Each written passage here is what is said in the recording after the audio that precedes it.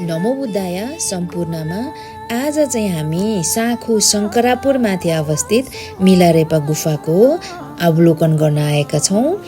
यो गुफा चाहिँ बौद्ध धर्मानुयायीहरूको लागि एकदमै पवित्र आध्यात्मिक स्थलको रूपमा मानिन्छ, जहाँ महान योगी गुरु मिलारेपाले ध्यान गर्नुभएको थियो र आध्यात्मिक जागरणको खोजीमा समय पनि बिताउनु भएको थियो।